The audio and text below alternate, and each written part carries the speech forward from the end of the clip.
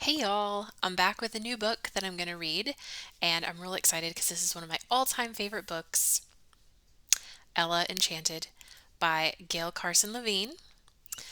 You'll notice at the top it says now a major motion picture. That is unfortunately true. It stars Anne Hathaway and Hugh Dancy, and it's really very not at all similar to the book. So if you've seen it and you've not read the book, you're in for a real treat because the book is a million times better. That's usually always the case.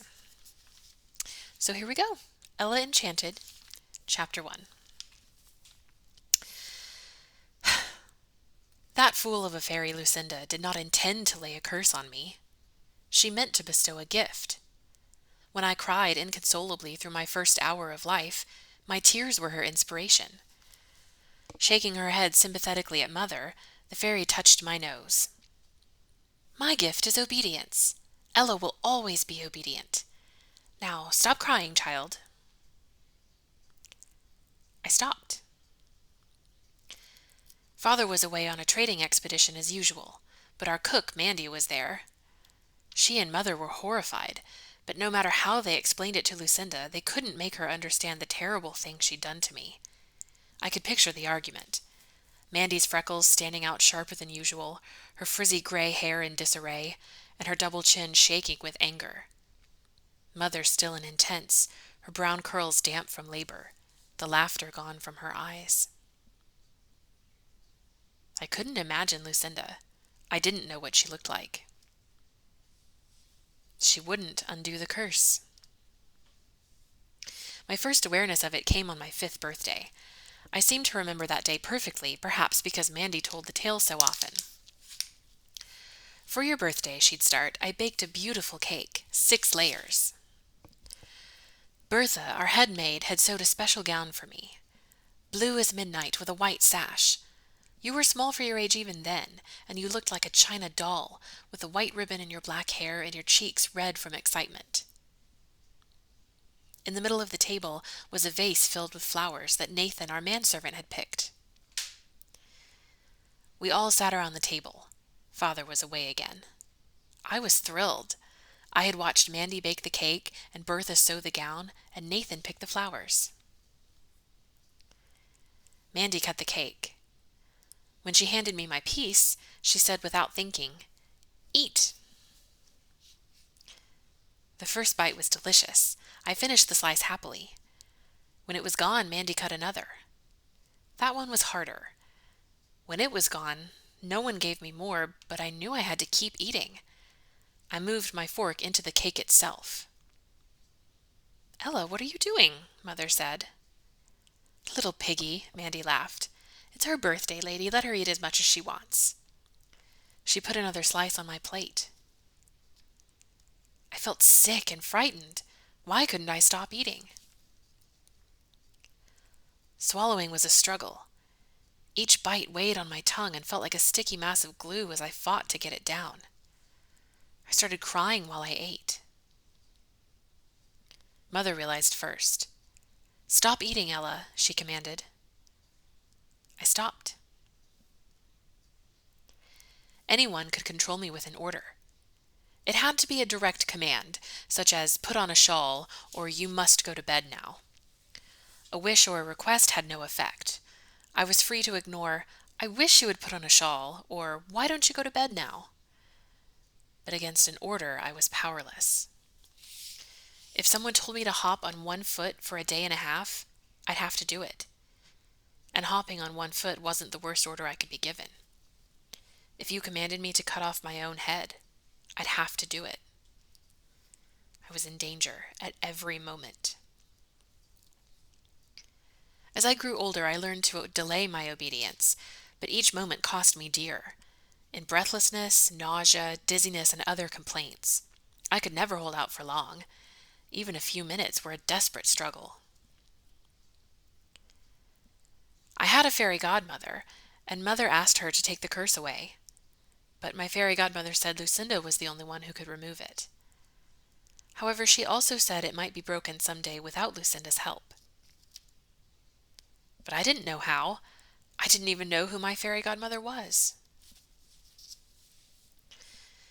Instead of making me docile, Lucinda's curse made a rebel of me. Or perhaps I was that way naturally. Mother rarely insisted I do anything. Father knew nothing of the curse and saw me too infrequently to issue many commands. But Mandy was bossy, giving orders almost as often as she drew breath. Kind orders, or for your own good orders. Bundle up, Ella, or hold this bowl while I beat the eggs, sweet. I disliked these commands, harmless as they were. I'd hold the bowl, but move my feet so she would have to follow me around the kitchen.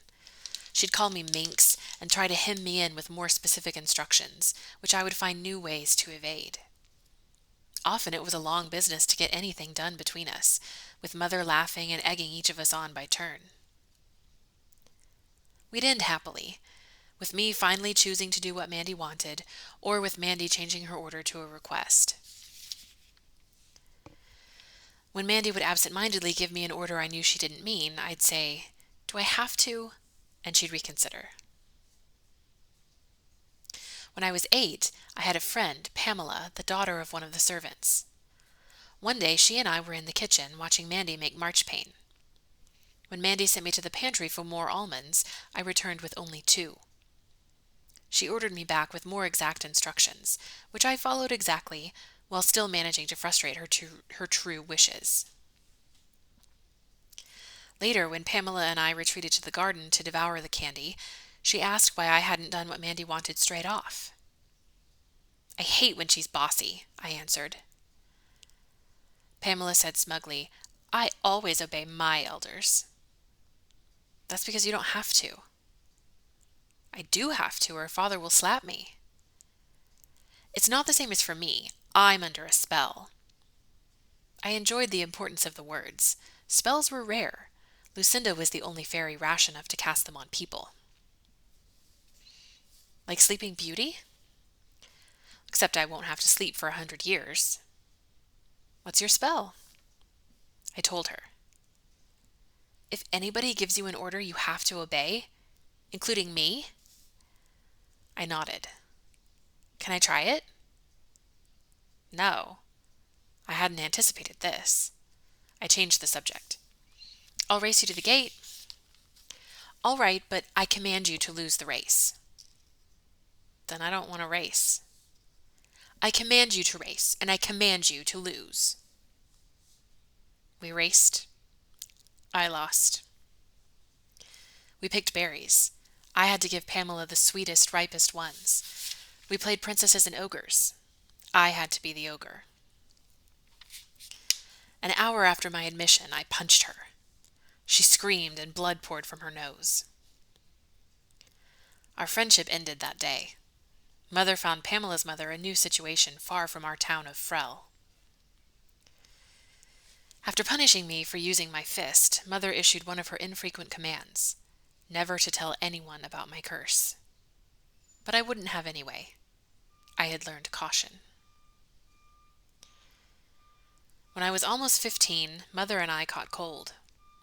Mandy dosed us with her curing soup, made with carrots, leeks, celery, and hair from the unicorn's tail. It was delicious, but we both hated to see those long yellow-white hairs floating around the vegetables. Since Father was away from Frel, we drank the soup sitting up in Mother's bed. If he had been home, I wouldn't have been in her room at all. He didn't like me to be anywhere near him, getting underfoot, as he said. I sipped my soup with the hairs in it because Mandy had said to, even though I grimaced at the soup and at Mandy's retreating back. "I'll wait for mine to cool," Mother said. Then, after Mandy left, she took the hairs out while she ate and put them back in the empty bowl when she was done.